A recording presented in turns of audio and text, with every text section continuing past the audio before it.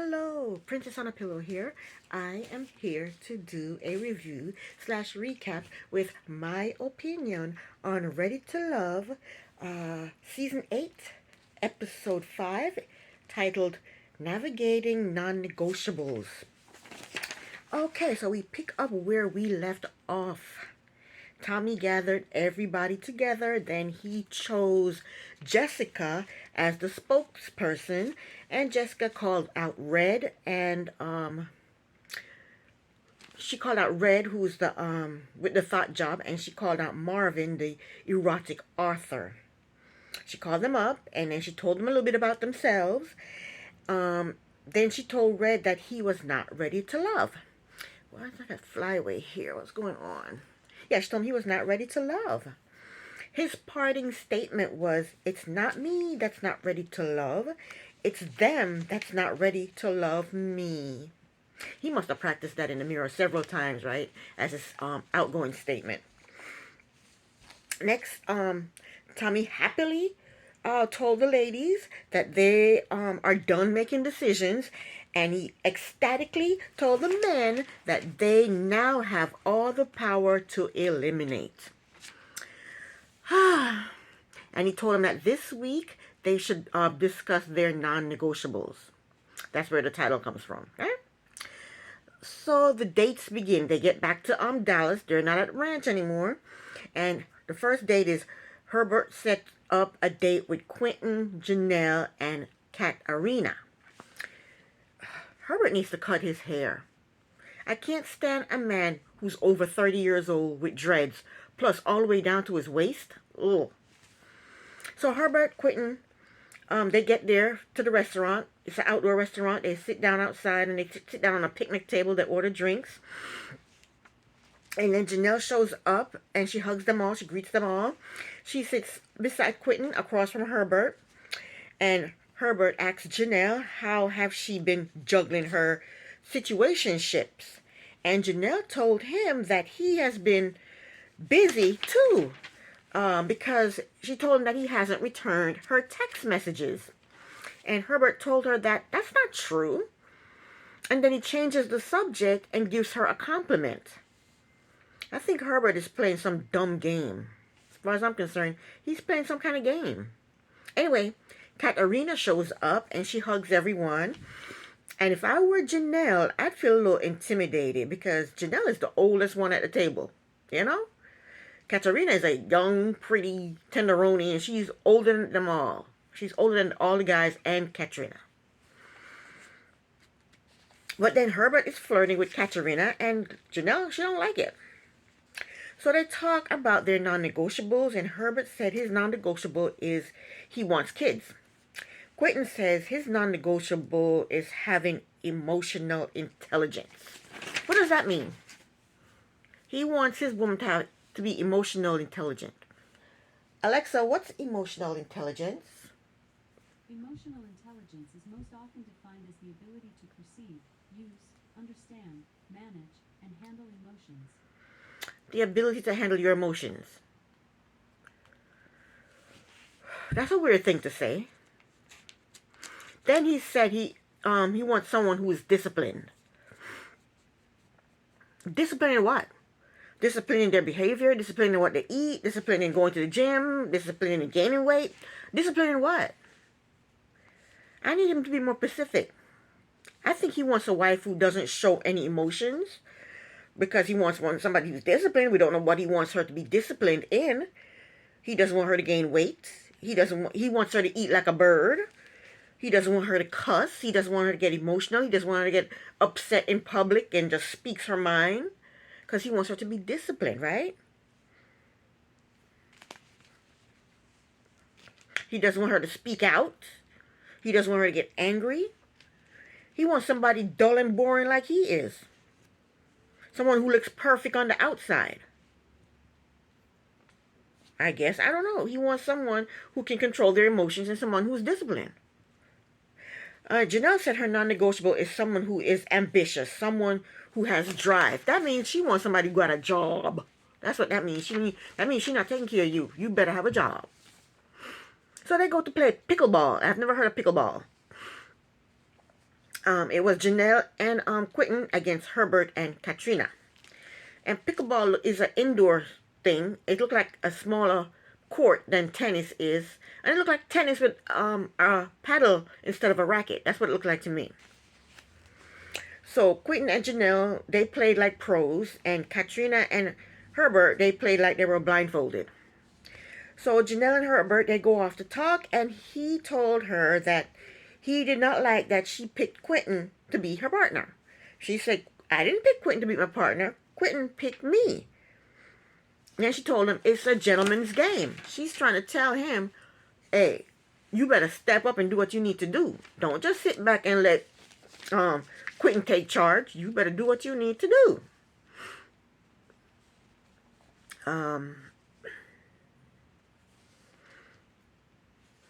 In the meantime, Quentin is talking to Katrina, and she's flirting with him, and she tells him that he didn't have to beat her so badly at the game.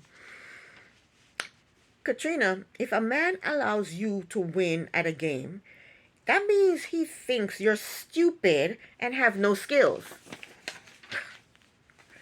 I would not want a man to allow me to win at any games. Because when I beat him and I'm bragging about him, I don't want to hear, I let you win. I allow you to win. I want to hear that. Okay, back to Janelle and Quentin. She asked him again, why hasn't he returned her text messages? And he gave some lame excuses that he's not used to dating multiple women. What does that have to do with the price of tea in China? Why didn't you return her text message?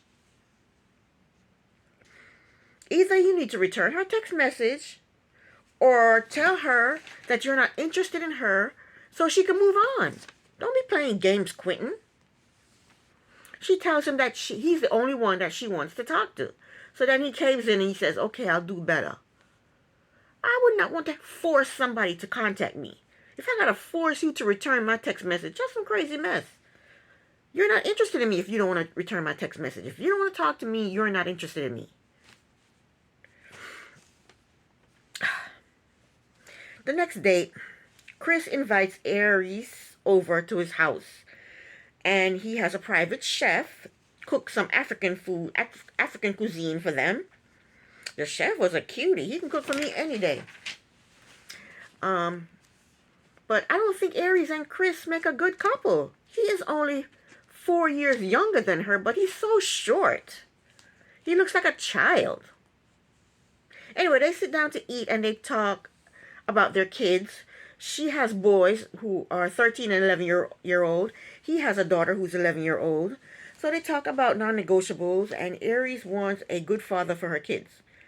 With her saying that, I have to wonder, where is their father? Is he not a good example for them? He's not a good enough example for his own kids? But Chris basically said the same thing. He wants a smooth family dynamics. He doesn't want family drama. So they go over and sit on the couch to talk. And he gets emotional talking about his parents dying and his mother giving her kids love. And he compared his mother to Aries. I hope he's not trying to find a mother figure instead of a woman for himself or a wife.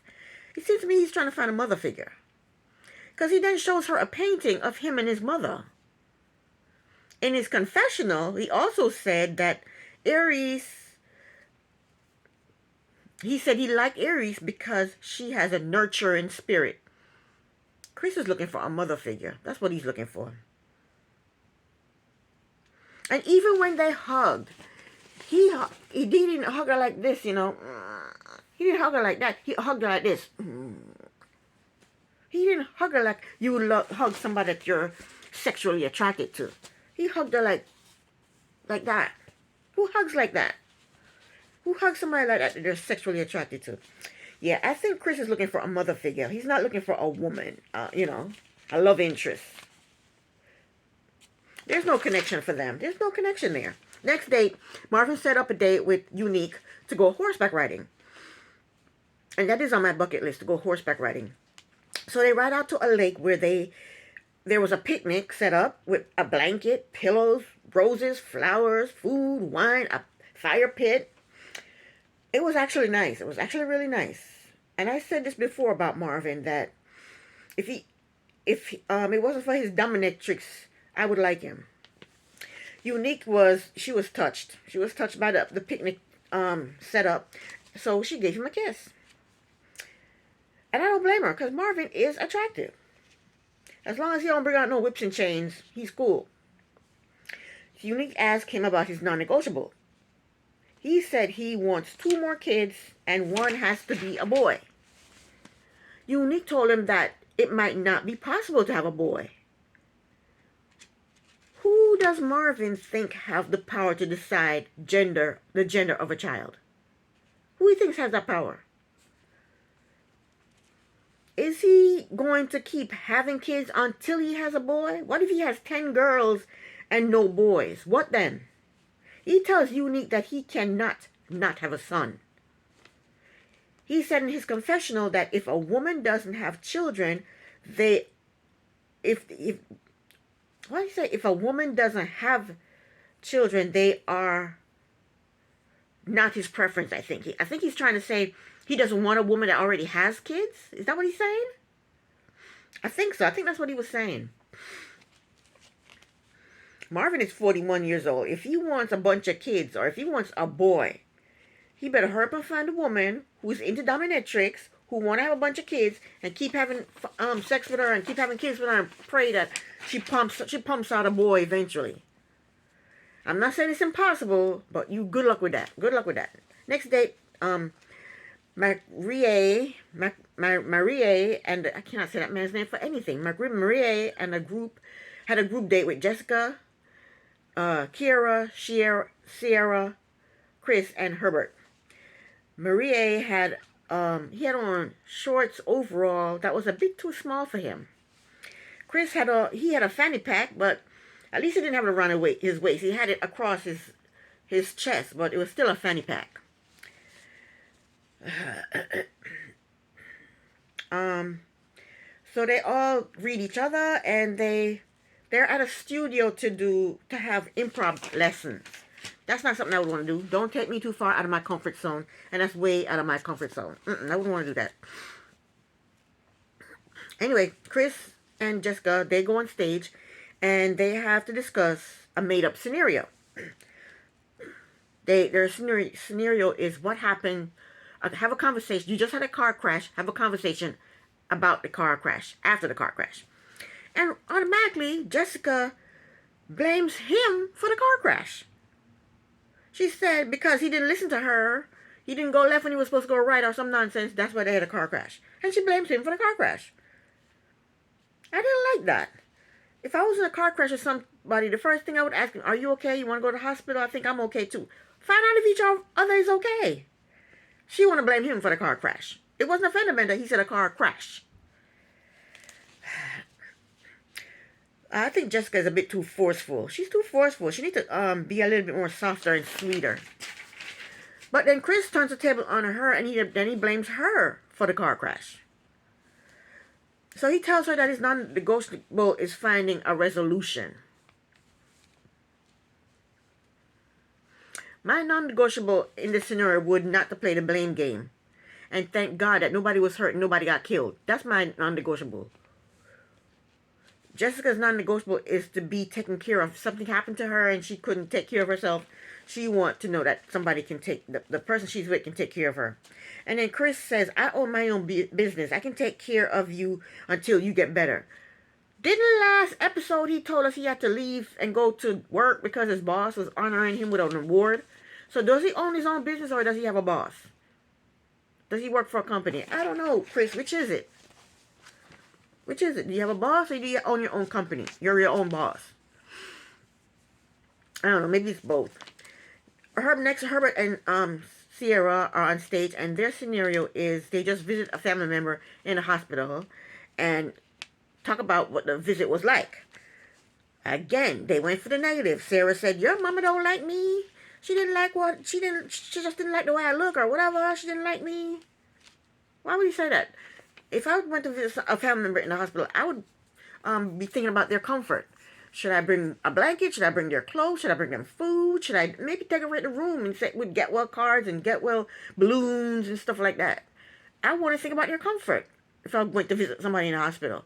Or matter she made it about herself. Your mama didn't like me and blah blah blah blah blah blah. Then he said, well, did you see the babies in the incubator? He tried to switch it up to something else because he don't know what to say with that. She goes, yeah, he tried to pull me away because he didn't want me to look at the babies. Again, she goes to the negative. Why would he pull you away because he don't want you to look at babies? Then she realized that, okay, he mentioned babies, so maybe he wants to have babies, so, I think that he's a good match for me. Whatever.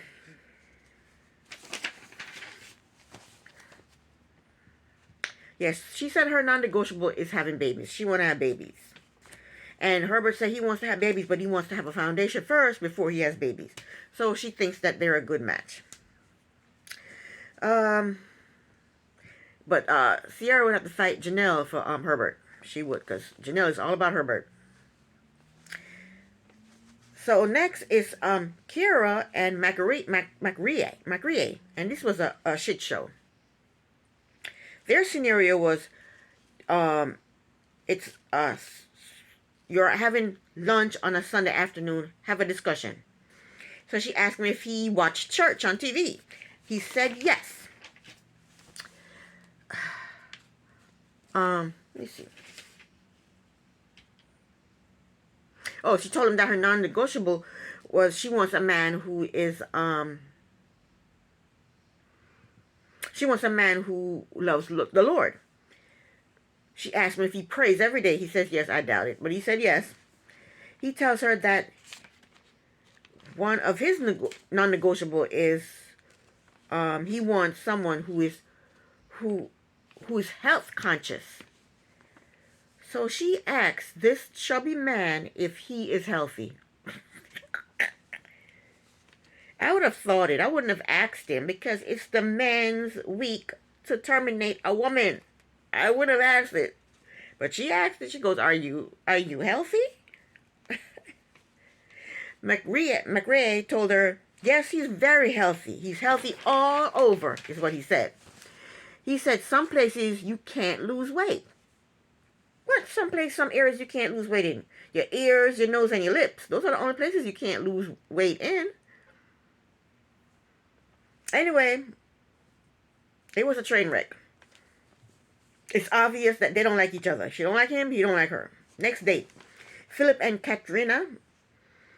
They meet up. He's 9 years older than her. I just thought I'd throw that in. They met up at a restaurant, and they sat down to talk about their non-negotiables.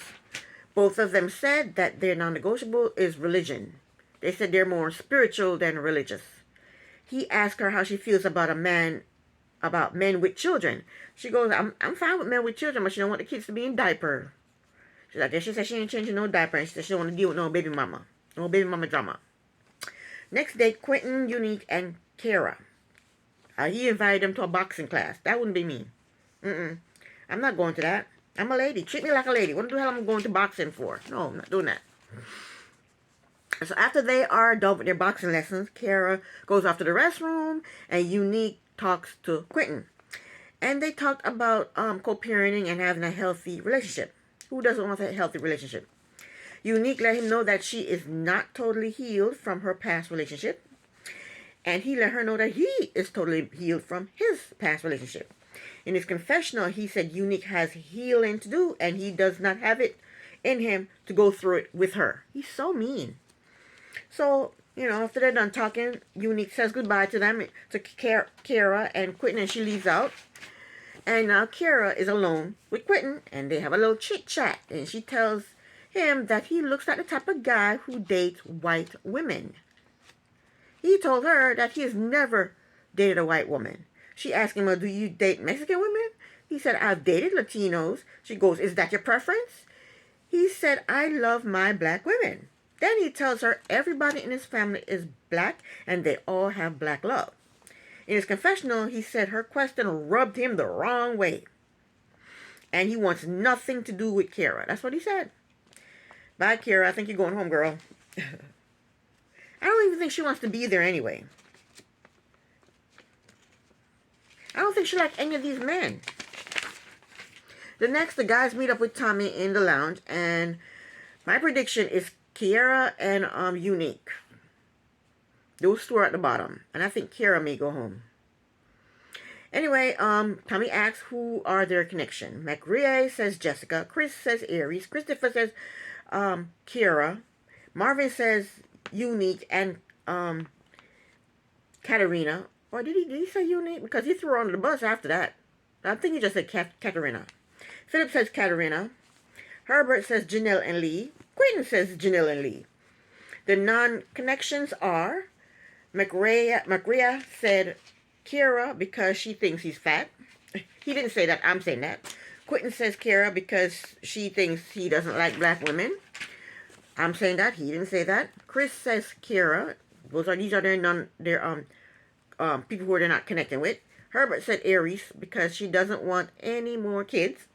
Christopher says Aries because she doesn't want any more kids. I think Christopher always says what somebody else says. It's like he can't think for himself. Philip says Janelle because he sent her a text message and she didn't respond. The exact same thing she accused Herbert of.